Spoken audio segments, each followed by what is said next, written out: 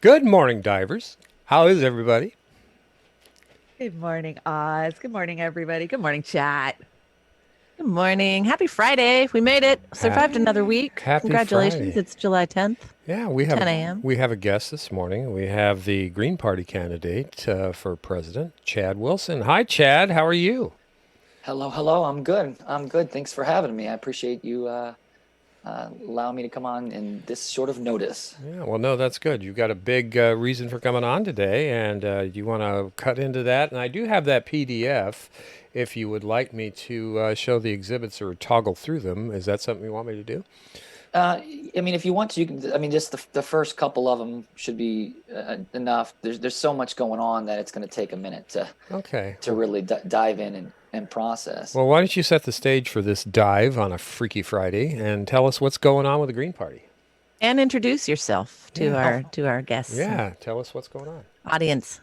All right. I'm Chad Wilson. I'm running for the Green Party nomination for President of the United States. And well, what's in a nutshell, this primary has been rigged for Howie Hawkins. There's a group No. of insiders have been running Hawkins' campaign from their official positions, manipulating the rules and all these different things.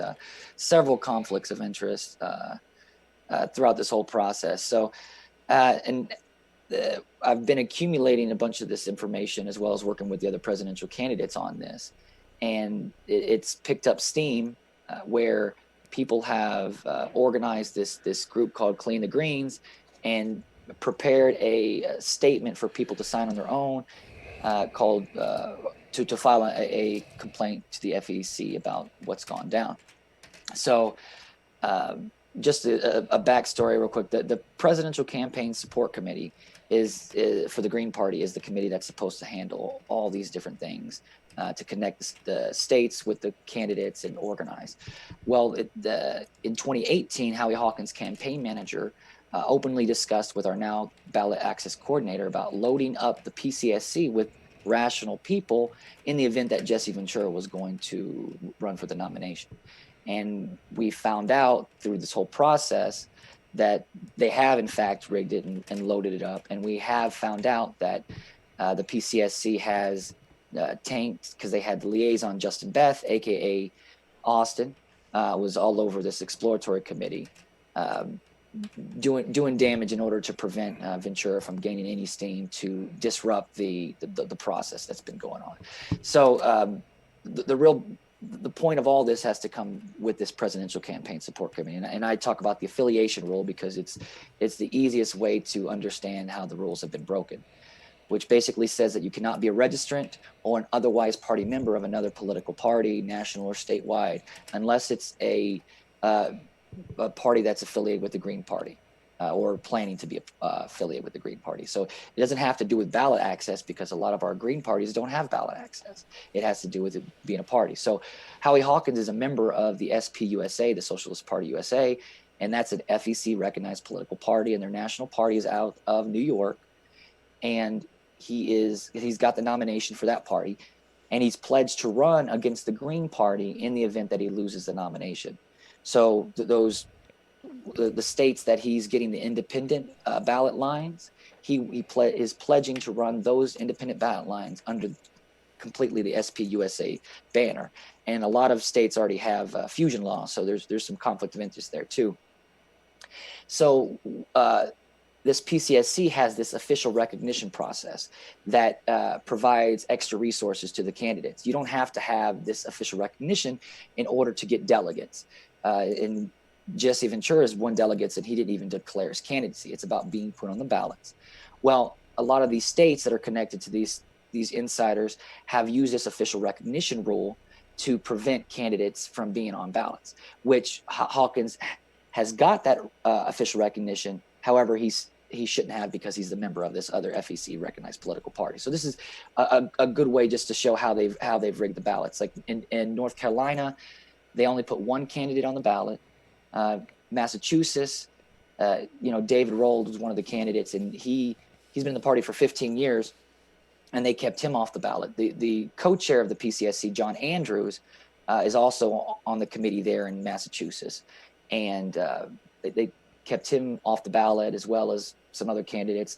And from the way David Rold explains it too, that Jill Stein has even called up people in the party directly and campaigned to keep people off the ballots. So I mean, it's what we're seeing is that's this insider group of people that are wanting to control the resources of the party, and they're purposely trying to lose. That's the whole point. And Chris Blankenhorn said in an opening statement that the draft Howie people, these insiders, Margaret Flowers and Andrea, which is Hawkins' campaign manager, they organized this campaign for 2020. But they didn't have a candidate. They had a plan, but they didn't have a candidate. And then they picked Hawkins because he best fit that candidate. Well, Hawkins has lost 24 times. This will be his 25th. They've even gone so far to lie as him being the founder of the Green Party, which he's not. He's even recent interviews, he's explained that he was invited on behalf of the Clamshell Alliance because the Clamshell Alliance was invited to the original organizing meeting of the Green Party in Minnesota back in 1984. So there's been a lot of like dirty, like overbloated things, and it's a mess right now. And there's a lot of people within the party that are seeing. Go ahead. I just want to say, as a Democratic candidate, I'm so shocked to hear this. Oh my God. I'm not. Yeah. I'm not. But I've been inside the Greens, so I know. As a Democrat, I was shunned. I was not allowed. So Chad, is the fix in? And what are the similarities between the election rigging, and this is primary election rigging, with the Green Party and the Democratic Party that you see stick out the most? Well, if Tom, the chair of the DNC, was running a campaign, people would be livid. I mean, even Donna Brazile and Debbie Wasserman Schultz stepped down from their position. That has not happened here in the Green Party. What they do is they use the word decentralization as an excuse, as a way to hide what they're doing. They say, oh, the states are individual, we can do what we want. But the point is we're a national party, a federation that all these state parties join to, and this is for the presidential race.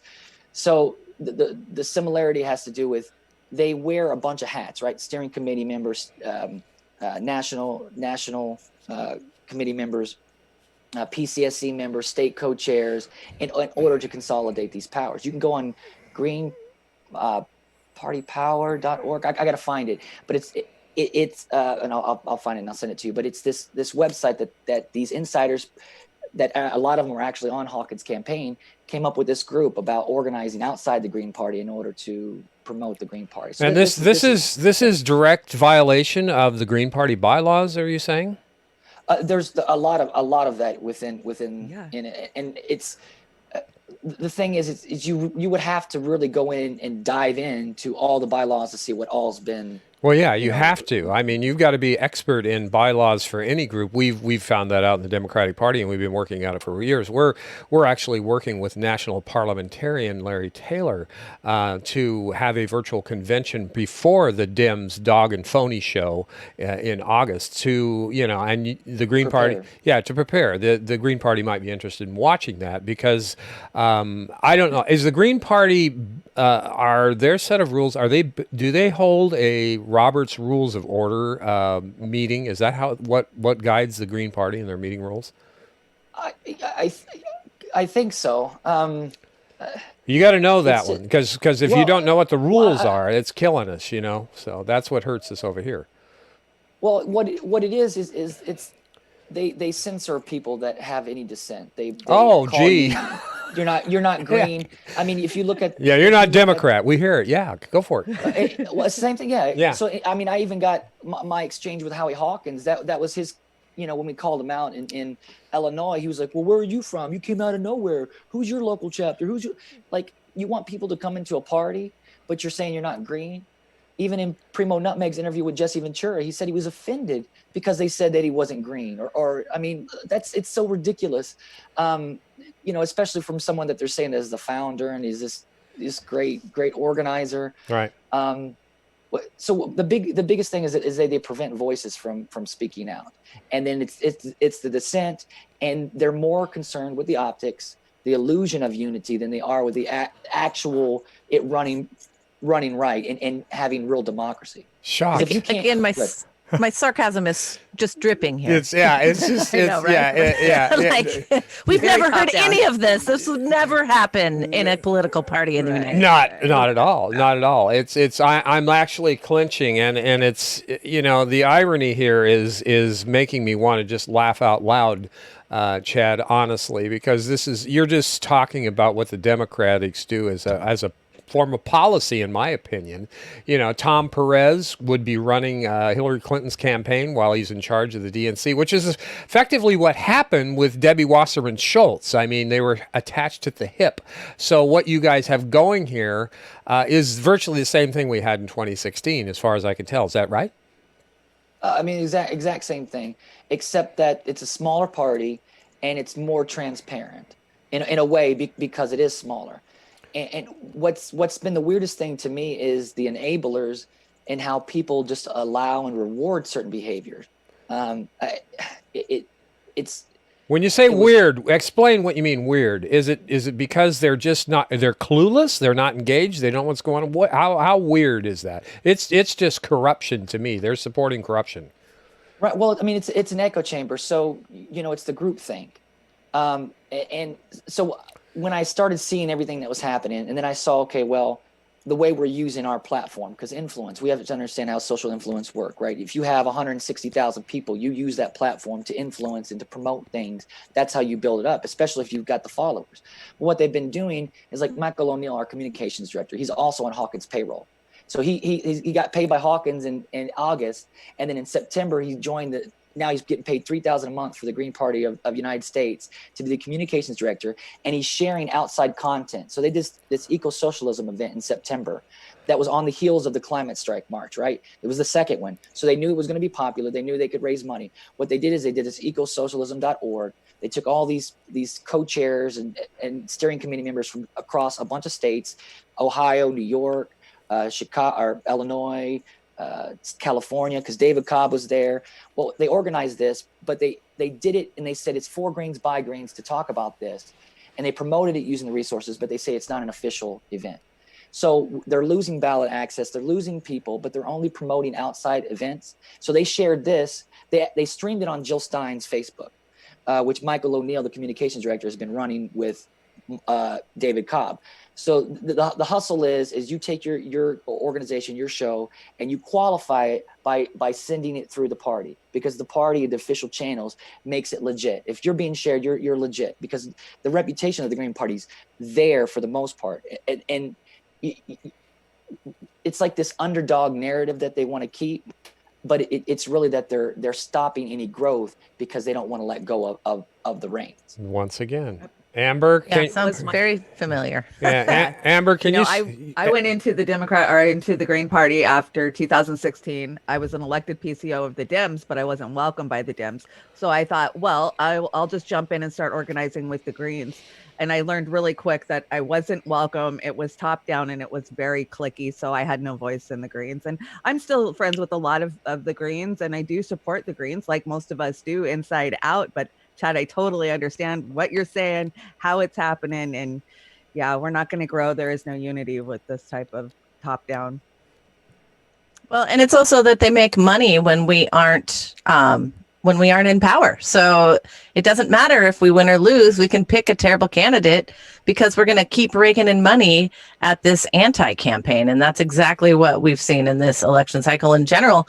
I'm curious. I mean, where I haven't heard much from Jill Stein at all. Or David Cobb. Where the hell are they?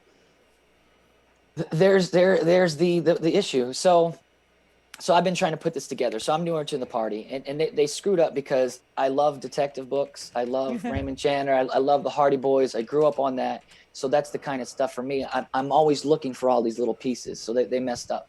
So, and I've been calling Jill Stein out for a while about this. Because, sometimes you have to put public pressure on people in order for them to say something. This is the whole point.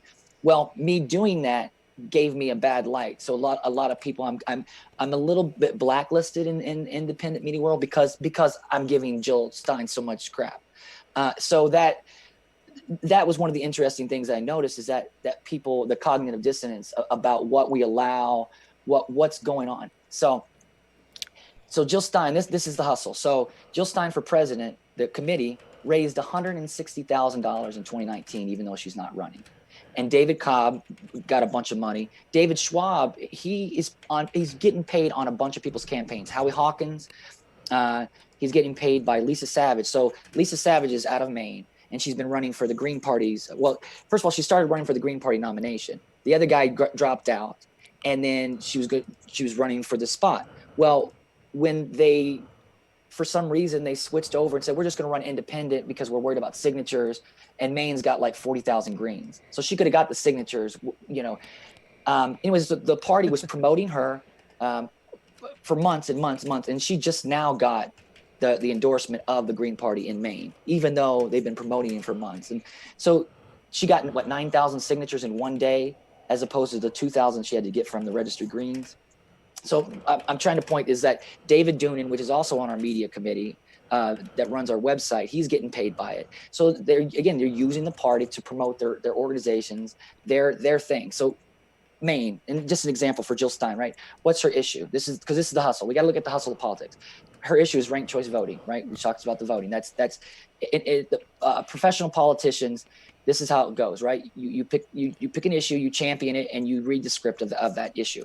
So she goes to Maine, which now has ranked choice voting. She picks a candidate, Lisa Savage, that looks identical to her, the whole look and the whole thing. So they use their network and their demographic in order to try and raise money. So they organize all these people, and then they share it through the party, qualify it, and raise money. And it's not even going through the party because it's an outside candidate. They don't run candidates for the party. They're not promoting any Green Party candidates, really. I mean, they haven't promoted the primary at all.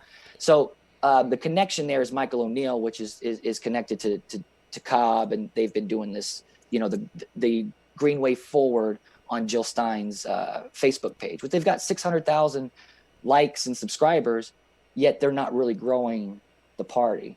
They're just focused on qualifying what they're doing. So what are the other candidates? What is Dario and some of the other candidates? Are they in agreement with you about them breaking all these rules? Or have you talked to them? What?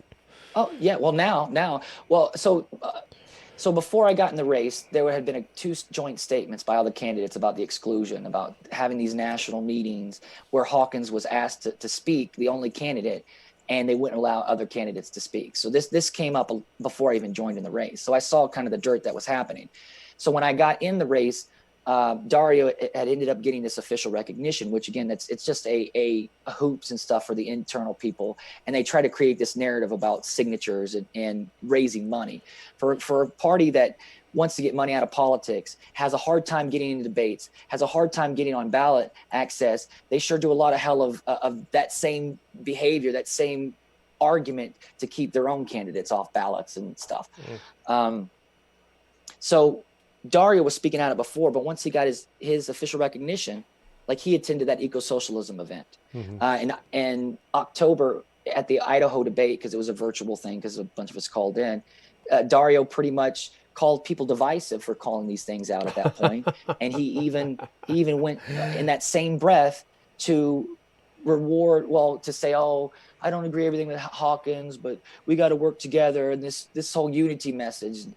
So while us other candidates were doing joint statements, while we were being kept off ballots, in Massachusetts, they tried to, at the same time they were deciding who to put on the ballots, another co-chair did this complaint against David Rold to try and kick him out of the party at the same time. And then of course they ended up withdrawing it when it didn't reach it. It's just dirty tricks. And it wasn't, well, let me finish. So Ohio, which is where Dario is from, was going to have a debate at the end of February. So we had been in this group chat about going to this. They didn't want me to go or Susan. It was really about me, but three of the candidates that were invited said they were going to give their time. Say, okay, we're going to share some of our time so Chad and Susan can speak. I mean, and that's the green values. That's what we're supposed to be doing, allowing everybody to speak, which I'm not allowed to speak at the convention, by the way. So we went to this thing, and Anita Rios, which was part of all this thing, the co-chair of Ohio, basically tried to keep me and Susan from being on the debate stage. And this this ruckus ensued. Point being is that at the very end, Sednam called out Howie and Dario about the exclusion, about not speaking up on it. Howie said, well, I'm going to leave it up to states if they want to exclude or not, which is, you're running for president and you're going to say, I'm going to leave it up to states. You're not going to make a decision like, I believe that people should not be excluded. And Dario's answer was no comment or pass or something like that. Yeah, I get that. And you know, I'm going to let everybody have one say on this. We're running long and we wanted to let you get this out. In a time, and I'll start this time, I usually let one lady start, but I'm going to start. In a time where we have two party candidates, Biden and Trump, the worst two choices that we could possibly have going into this cycle, you would think that the Green Party people would do their best to have the right platform and to get behind the best candidate and not have this train wreck of a divisive sort of thing going into it. I just can't believe this, because this is the time where they could pull a ton of votes from disaffected voters, because there's so many who won't vote for Biden because Trump or otherwise. So, Shanda, your feeling on this, and then we'll let you have the last word, Chad.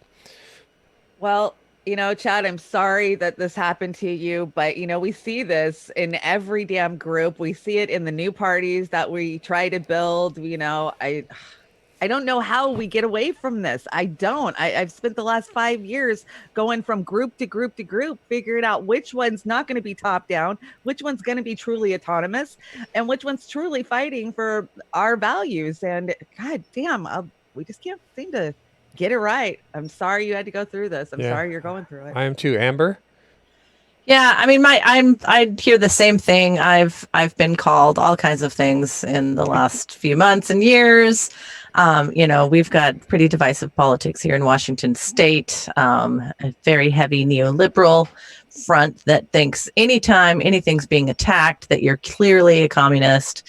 You know, if you even, I mean, I'm surprised they've even been able to mention the words eco-socialism in one conversation.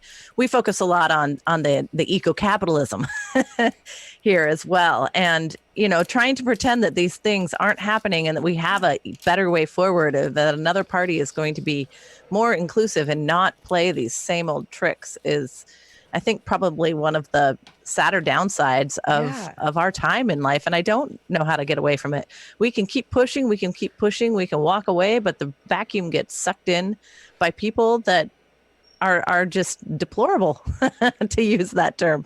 And the people don't see it. You know, it's a very select group of people who choose to jump into this mess, and it's just not well understood. And then we've got the media machine coming on behind everybody, and it's just like, you know, dominoes stacked behind us, and here we are with our little signs trying to say, you know, change. We need great change, and you know, they just one finger and down goes the chute. Yeah, it makes me sad because I voted Green Party in 2016. I figured I might as well give my vote to raising a third party or helping to make a third party viable. You know, that way I wasn't throwing away my vote. At least I felt like I had some use to it. But, you know, what am I going to do this time? I really don't know. I hear so many bad things about the Hawkins campaign. From an outsider stance, I'm thinking, well, I don't want to support that. So I don't know what I'm going to do now in November. It's not going to be the fallback Green that I thought it would be. Yeah. So, Chad, your last word on this. Give us the message that you'd like to get across today, but before going in tomorrow's convention. And you're welcome to stick around for our news. We're going to start the news here as soon as you're done. So go for it. All right. Yeah. Again, thank you guys for having me. So one of the things that I wanted to add in there is that Jesse Ventura has expressed his interest in running, and when he did his exploratory committee, there was a couple of reasons why he decided not to run. One was a health issue, which we just saw. Medical, right? Well, as a family thing, but we just saw on George Galloway that he said that all that's been clear, everything's good there. So the second one, it has to do with the nomination as a pathway to the nomination. So we know that, we know that they lied to him basically about his path, because they didn't want to tell him all these dirty things that are going on, and in order to push it into the contested convention, which is push it to the second round. So that's the key here, because there was that Justin Beth and Aaron Fox, that once they sabotaged it, the group of people, the Venturians is what I call them, separated and started their own draft pact in order to move forward. And they reached out to me once they started seeing the dirty tricks, and they realized, okay, why is this guy a committee member and all these things, and giving us a fake name, and he's trying to he threatened to sue and on behalf of Jesse and doing all this kind of dirty stuff. So they reached out to me, and we've been working hand in hand as far as to help expose these different things. So there's a real good energy about a Ventura option. So the party is making the decision tomorrow. So what I saw was, as a leader, as someone that says, hey, I'm running for the nomination, as someone that says I'm supposed to be listening to people, is I realize the power of a Ventura nomination. If the party picked Ventura, we chose to, there's so many things, all these things that we were waiting to get done, we can get done now. And we could we could far exceed the polling, far exceed to get, enough people to get the ballot lines, and we could actually win this thing because we know that the two players are so bad. So I wanted to bring that up, because as a leader or as a coach, you're going to put your best player in come game-winning moment. So that's how I tried to frame it and address it, or bring it up to the other candidates. So we have a few candidates that are definitely on line with that. Dario's not, because Dario thinks he's the winner because he got second place in a rigged primary.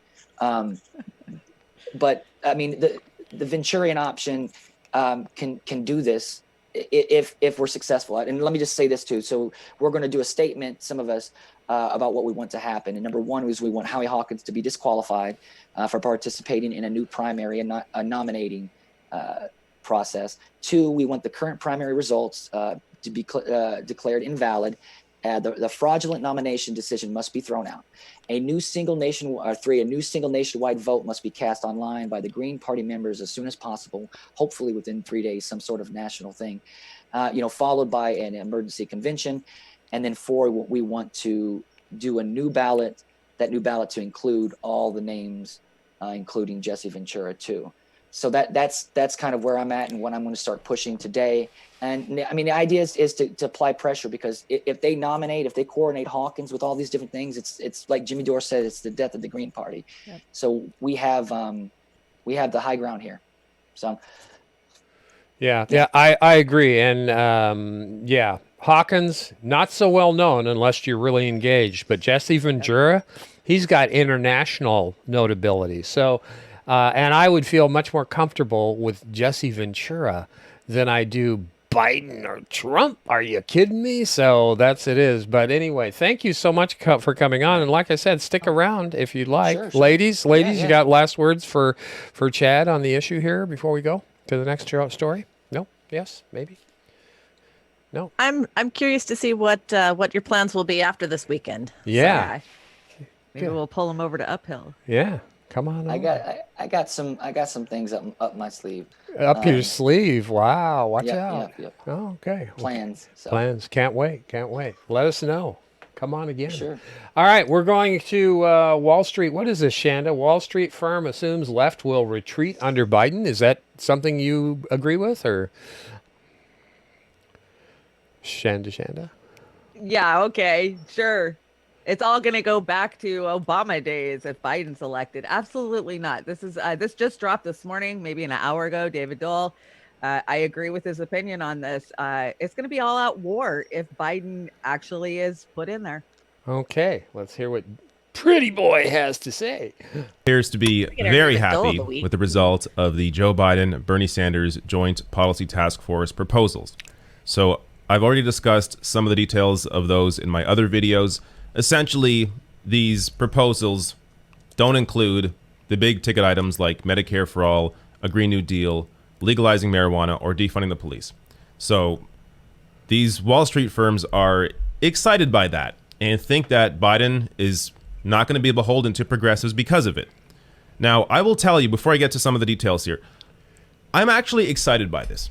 And I know it sounds crazy right now, but I will explain myself in a minute. First, this from CNBC. Financial advisory firm Signum Global Advisors told clients Thursday that it isn't convinced Joe Biden is going to be as progressive as some may hope if he beats President Donald Trump in November. The firm told its corporate clients in a note that it believes the policy recommendations put together by task forces filled with allies of Biden's and the more progressive Senator Bernie Sanders show that the presumptive Democratic nominee doesn't plan to side too often with those on the left side of the political spectrum if he becomes president. Signum said some of the most notable progressive ideas that are not included in Biden's policy recommendations are the Green New Deal, Medicare for All, and the legalization of marijuana. Quote, the result represents a very successful effort by Biden and his team to control the narrative and policy direction, while making just enough concessions to the progressive wing to avoid an open rift in the party, the note said. Can I tell you that they marched through the Hamptons yesterday screaming, "Eat the rich." And this is just how out of touch the Wall Street global elites really are. They think we're going to go back to the Obama years if they put Biden in there. It doesn't matter. To me, you know, that's just more of a fight than a really, really take the Democratic Party on. Fuck unity. Because, you know, people are starving, people are losing their houses, people are dying, people are not medically insured. And you know where I stand on legal marijuana. So I find this funny too. Bring it on. Yeah, this is part of that conversation of, you know, really not, they're fighting to get back to where they were or what they had, and they aren't coming to terms with the fact that nothing is going back the way it was. We're not going back to the golden days of the 1950s or the 1990s. So time to move on, time to re-envision a different country and a different way to do business, a different way to protect people. And that's why we need to vote out incumbents and bring in new people with new vision that are fresh, they have better attitude. And I firmly believe that nobody should spend more than 2 terms in any office. Yeah, I absolutely agree. And you triggered me with country. I want this whole country to be Bernie country. And this is a shout out to Melissa and Al in Vermont. I wish we were in Bernie country. In a way, though, Washington State, the populist progressives, we are Bernie country here as well. So this whole thing is, okay, Joe Biden, rockabye and good night. It's not going to happen. I mean, we have lost jobs by the hundreds, by the thousands, by the millions. The millions. So guess what, America? It ain't going to go back to, oh, I'm going to put on my easy stepping shoes and walk with the picket lines, which never happened, or I'm going to see how it turns out with the Dakota pipeline. That bullshit's not going to happen again because we're not going to stand for it.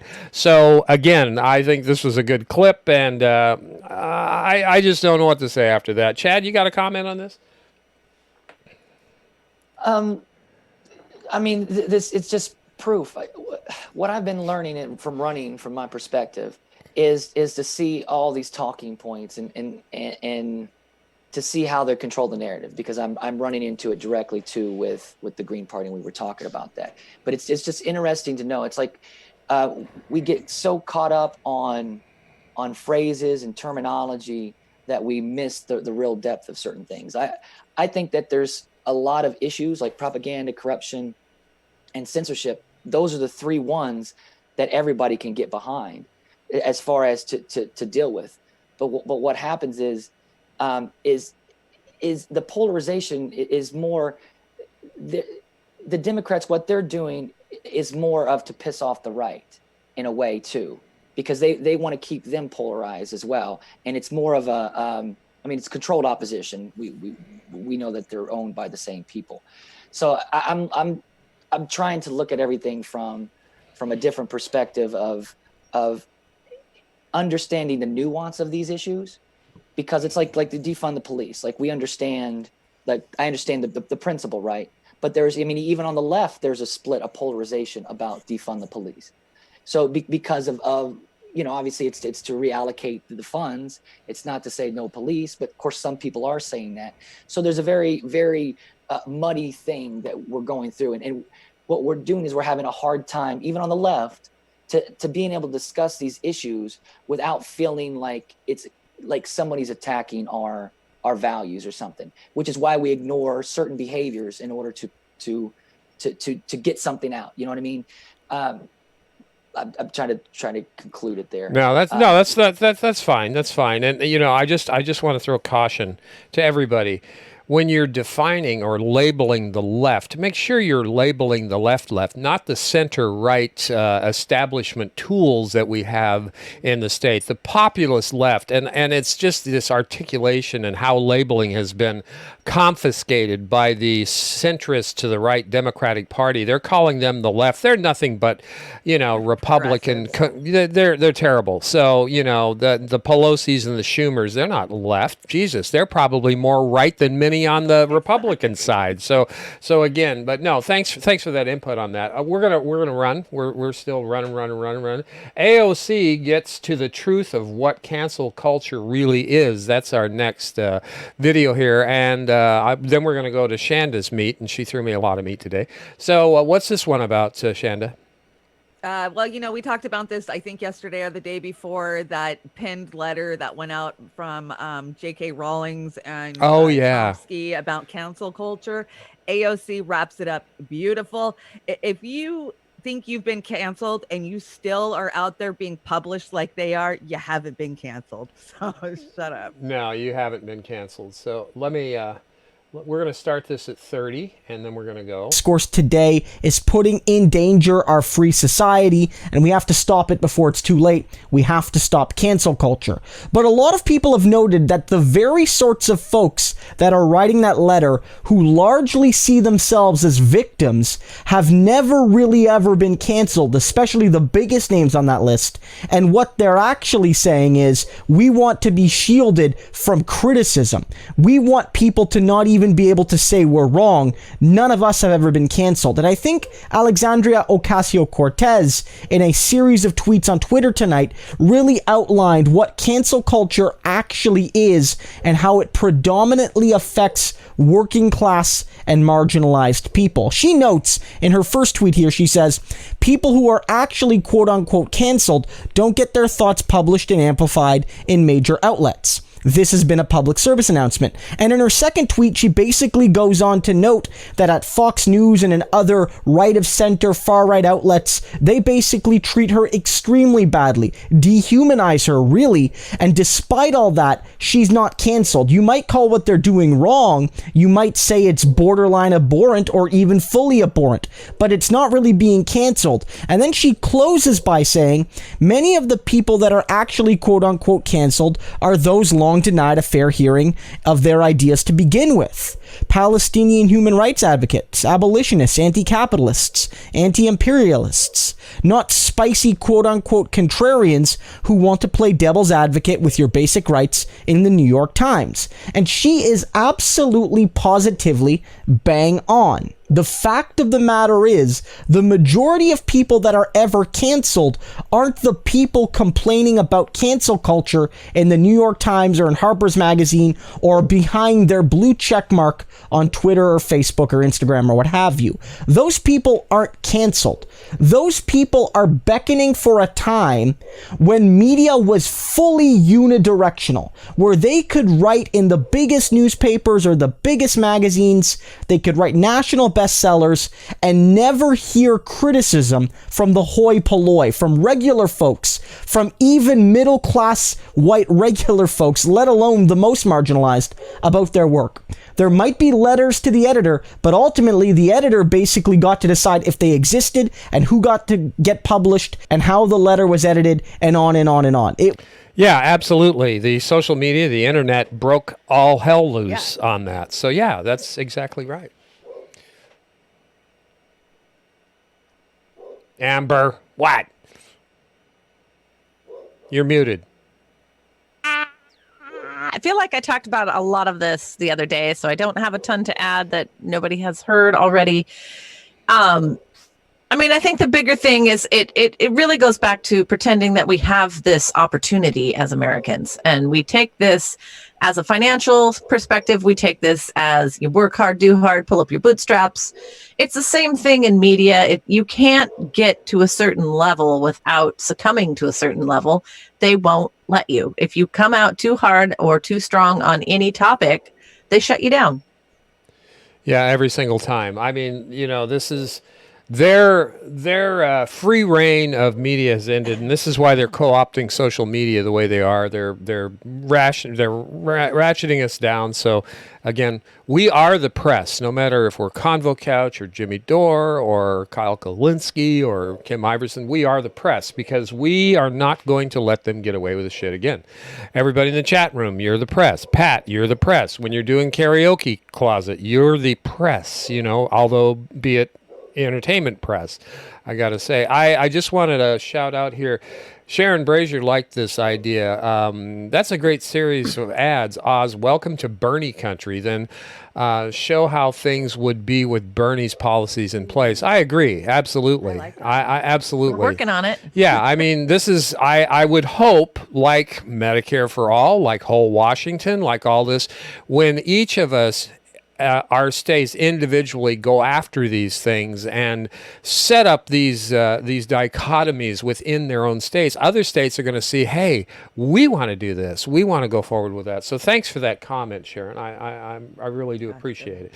And I just want to put out a huge note that Seattle did defund the police by 50% as of the budget meeting yesterday or Wednesday. Huge win for all of us who have been working our tails off to try and have this conversation at all levels of government in our state and beyond. So keep at it, you guys. We are making wins. Do not feel, protect yourselves, but please get out in the streets. So that defunding in Seattle, that's a big deal. And I'm interested to see, number one, what the backlash is. Is it going to be 7 days of blue flu? Are the cops going to go out on strike? Are they going to unite against the public? I mean, we've seen such... They already have. Yeah, we see so many things. We had a video of one individual last night that I think Shanda gave me about. He was calling these cops every name in the book. They were harassing people, everything else, and they just stood there and took it. And the guy said, "You're not arresting me because I'm white." So that's a scary thing. So this defunding the police, I hope it stands. And that's reallocation of funds for the community, not as much defunding the police, but I understand. They're still going to be there. They're still going to be there. So anyway, we've got Amber. Go ahead. Stronger first responders, a stronger more safe, more equitable first response team and effort that puts people first and police behind that line. See, that's the way it should be. It shouldn't be a damn one label thing. It should be an articulation of what we are trying to do with the services and social safety nets that we're doing. So I absolutely agree. Amber, I'm starting with your stuff now. I've got a line of it here. Good. It's been a busy week in the Supreme Court. Oh, my God. Yeah. Just run this whole clip, right? Or just start. You can cut it when you want. But okay. This is our weekly SCOTUS roundup.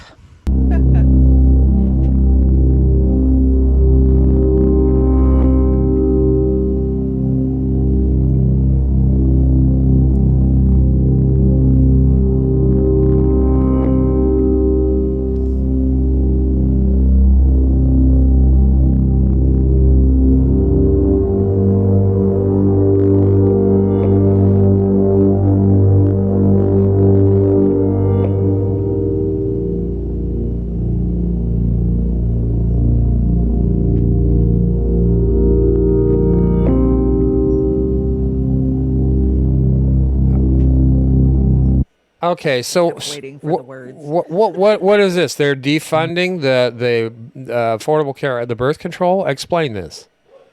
So part of one of the bigger fights of any type, you have a mandate, a certain group says, I should not be subjected to this mandate. And what we've seen all across the country, and because I work in the health field, is you see rural hospitals and providers closing down. We don't have enough doctors and medical staff in general in this country. And then, so what's happened is these religious organizations have come in and bought up hospitals. Providence, Good Samaritan, they come in with with a church nonprofit behind them, basically. So they're tax exempt already. They put themselves out a little foundation or a fund and say it's charitable care, and then they can deny services because it's based on a religious situation. So I used to work for Catholic Community Services, and part of their health insurance program did not allow you to have access to birth control. It did not allow any type of situations. I actually had a friend who lost a child and needed to have a DNC at, post procedure. They denied it. They denied the treatment to help save her life and end suffering that was already happened. Like it was a done thing. But because that was on their "we do not cover" list, cost her thousands of dollars. She had to fly out of town. I mean, it's just horrific. It limits, birth control hormones for so many things, but yet it always still covers Viagra. Yeah. It's another assault on women's rights and women's health issues. And one of the things so funny, I was seeing my little, like Facebook, your history things as they come up. And one of the things that came across that I had posted a couple of years ago was talking about how the United States remained the only first world nation not to have paid maternity leave. So countries without paid maternity leave in the country include Swaziland, Lesotho, Papua New Guinea, and the United States. Wow. I just want to put that out there. This is how terrible we treat women. We treat women's health. We treat mothers and children because it's a direct relationship. And this is just yet another situation where women are denied access to care. And it's a self-fulfilling prophecy for the people who think this is a win. So it's going to compound the issue. It's going to take us back to the dark ages, and they really need to end this kind of behavior. It's atrocious. Do you think getting a female vice presidential candidate that actually, if that administration takes over, is going to make this better? Not a Neil. No, not even close. So the optics of the woman means nothing about the policy. Once again. Absolutely. Okay. So there's and these are Supreme Court decisions. These are court appointments. Trump's damage has already been done all across courts, all across the country. And it's more of this political divide and social divide that we've seen. It's science versus religion, and it's been co-opted and inflamed on both sides. So they don't really mesh anymore, and people don't trust either. So the reality is more of our providers are going to shut down, especially now the situation we're in with COVID, because they're not going to be able to operate. They're not, everybody's going to be on Medicaid for all, which pays nothing, which is going to limit people's ability to survive in this environment. So we're going to be forced into these archaic, religious institutions because that's going to be the only place left. Well, I belong to Providence. I've got my crappy for-profit insurance, and where are all these for-profit hospitals going to go? They're certainly not going to stay in the rural areas, right? Well, they're all religious nonprofits. They're all the problem is for-profit hospitals either become very, very, very specialized and very, very expensive, and so those will be, the 1% hospitals, and the rest of us will just be dealt with these religious hospitals that get to, use their religious doctrine in care. Yeah, it's very sad because, this decision is going to affect so many women's lives. I'm one of those women that I can look back at my history and I could probably see how access would have changed my life, would have changed the outcome. It's, God, I can't believe we're doing this in 2020. And I can't believe that we have a presidential candidate who's running on a platform with healthcare being the number one issue across all party lines. And both of them are refusing. Right now, our best chance at getting universal health care lies with Donald Trump. That is insane right now. Yeah, that is fucking insane. And he's done more. He's done more to talk about it than the Democrats. Yeah. It's so funny to watch how he sells certain ideas to the right and conservatives that the left can't. And right. So part of this has to do with is that a lot of it has like we talked about the labels and the left and being real clear about these social kind of structures, and it's social engineering. They do this on purpose. They design these boilerplate issues and set it up to where we're busy focusing on these outputs of these corrupt systems and corrupt things, so we're never actually focusing on again the root thing. And that's why I go back to propaganda and stuff. But identity politics is such a big problem, and that tends to be used to say, oh, let's vote this way, rather than how to address issues. It's obviously important to have a woman's voice, because something for me, I have a little one, and to see a whole different world about what a woman goes through, having a child, and then after having a child, is something that only a woman, someone that can speak on this, and we're not allowing the voices that are in the trenches or in these jobs or careers or whatnot. We're not giving them the opportunity to really fix these little ins and outs, because they're the ones that really know, like, the loopholes and how these corrupt people are kind of utilizing these industries. So yeah, true voice from the women is just not there. We're moving right along here. We're at a good clip now. This pic in the middle of your screen right here. This is Joe Biden, and he's ordering another scoop of ice cream for his cone. Is that what this is, Amber, or is this something else? I think it's also about 10 years old, because he certainly does not look like that today. No, that's not his hair. Picture of Uncle Joe. Yeah, and his hair plugs right there. That's when he first got him in. You guys can see those hair plugs, right? He's actually bald. I've seen pictures of him with him bald. He's kind of like me, but he's had some hair work done. Thank you, Hair Club for Men. Not so much. But the Supreme Court, the Supreme Court, thank you, American people. The Supreme Court just set a time bomb to explode under President Biden. What's that all about, Amber? Well, it has to do with this delay of public release on Donald Trump's financial records. That has been a fight since he first was, I believe, even a candidate. Trump versus Madars granted the Judiciary Board new leeway to decide whether the congressional subpoenas against the president, will be enforced. So that's literally what this is about. But this also sets up this, who's who of time bomb between who's picking which sides and who's going to get to send the other people. And I will say, this is rather inflammatory. It is Daily Beast. Take it for what it is. Girl. But I don't think we can ignore, we have to call them out as well. So, it's just, it goes into this broad oversight of what happens when you've got these pieces at play that are so inflammatory that, we either have oversight over, either our judicial or our, presidential candidates to be able to call these things out, or we don't. It's as simple as that. Well, and not just the Daily Beast. They were talking about the same thing on Rising and how they're going to kick this decision down the lower courts. So it is actually a win for Trump. Because they're going to tie it up in the lower courts till after the election. It's the same kind of, check, move your pawn here, have your rook there. This is just the gamesmanship. Now, moving on to your next interesting story. I found this quite interesting. Supreme Court of Canada upholds genetic non-discrimination law. You want to tell everybody about this one?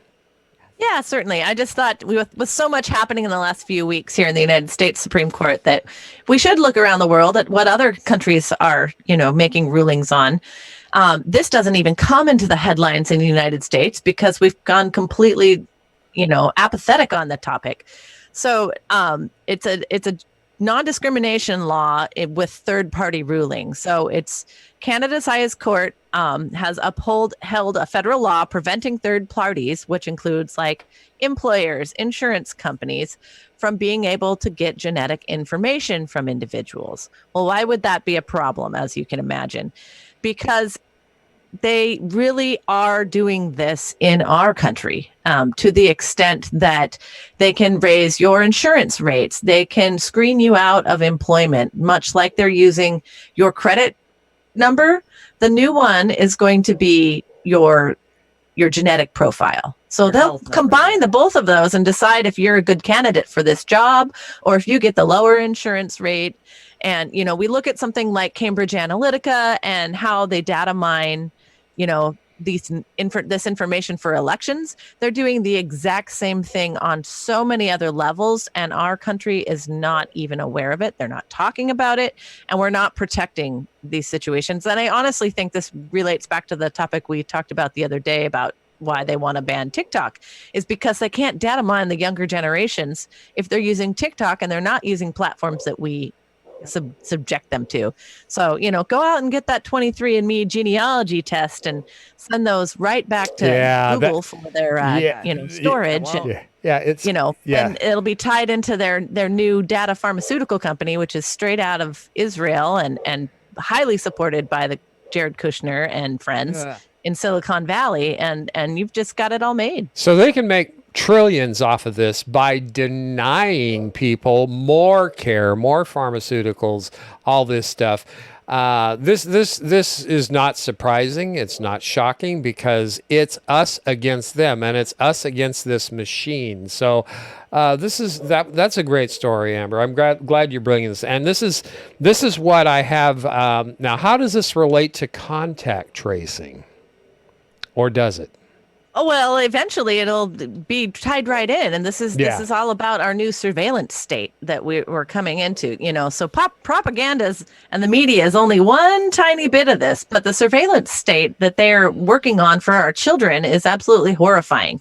So they can take this and, you know, your grandchildren may not be able to get a job because your genetic profile mixed with your family credit score and your version of wealth, maybe there's one black mark in there, and they'll say, oh, well, that person's not a good hire. They don't get into that college. Right. Or, you know, I mean, it's all going to be tied together, and there's this digital footprint. You know, data is the new oil, and they are spending big on it. Yeah, it is. It is the new oil. It's part of kettling the country into where they want us in each one of our stalls, and they're going to clean up each stall. And how they clean it up, that's the finite question that I have. How are they going to do it? Are they going to purge us with viruses? Are they going to purge us with brutality? They're already purging our sisters and brothers of color.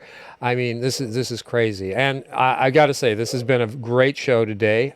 We only had to drop 3 stories, but I think we touched on the main ones. Thank you so much, Chad, for coming in this morning. We really appreciate it. We want to go out kind of on a comfortable note, especially into the weekend. Now, what we have here, we're going to talk about this last story quickly. Clarence Thomas, he's launching a new clothing line per Biden's new platform about buying America. And this clothing line is clothingmonster.com. Is that what this story's about, Amber? No. Oh. I just also wanted to, since we had to drop it, but I do want to give a shout out that the Oklahoma Native Land Agreement ruling that the Supreme Court did this week was absolutely fantastic. Really a huge win, for tribes, and hopefully we can continue to get more recognition for tribes in more states. And it will be very interesting to see how this is played out in the big piece of this.